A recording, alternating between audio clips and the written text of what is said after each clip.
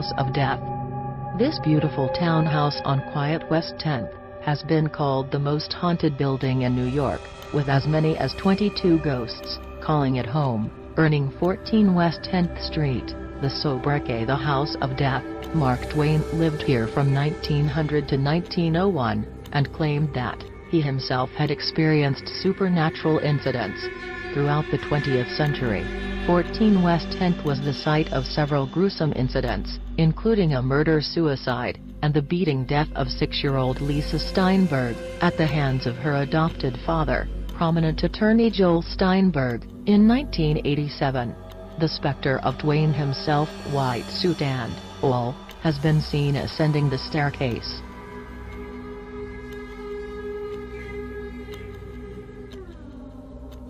The Morris Dumel Mansion. One of the oldest houses in Manhattan, this stately Georgian mansion in Washington Heights was built by Roger Morris, a colonel in the British Army, in 1765. It served as military headquarters for both sides of the Revolution, with George Washington retreating here after the disastrous loss of the Battle of Brooklyn, in 1776. In 1810, the house was bought by Stephen Dumel and his wife Eliza, and after his suspicious death, she remarried in 1832, to a haunted figure in his own right, Aaron Burr, the former vice president and killer of Alexander Hamilton. Since at least the 1960s, rumors of the supernatural have persisted, when a group of rowdy schoolchildren allegedly saw the ghostly visage of Eliza Dumel, who told them to quiet down before gliding away. Other sightings include a talking grandfather clock, and a Hessian soldier who's been known to emerge from paintings on the wall, Hogwarts style.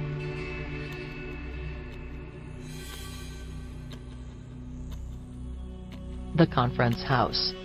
Located at the southernmost tip of Staten Island, this colonial manor was used by a loyalist Colonel Christopher Billop as a way station for British forces during the Revolutionary War.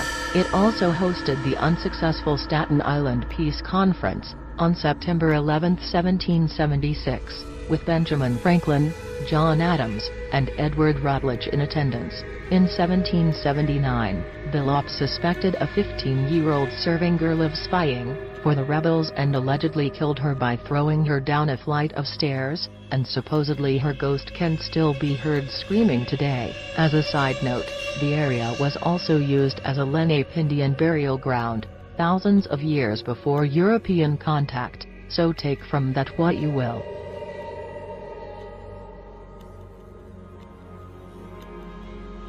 The Lefferts Laidlaw House.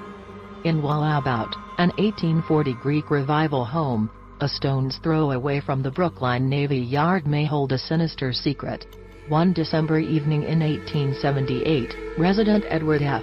Smith reported hearing a knock at his door, but when he went to answer, there was no one to be found. Of course, the knocking persisted, while the back doors and windows were violently rattled and banged. The unseen tormentor continued harassing Smith, until he called the police. While the cops staked out the area, someone hurled a brick through the dining room window. Despite the fact that multiple officers were standing right outside, the New York Times later reported on the incidents, and 136 Clinton Avenue became something of a hotspot for curious ghost hunters and spiritualists who held seances on the sidewalk.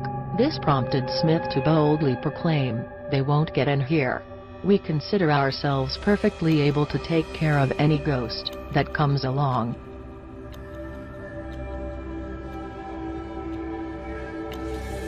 "12 Gay Street." Located right around the corner from bustling 6th Avenue, Gay Street is arguably one of the most picturesque blocks in New York, and the quaint brick townhouse at number 12 is no exception.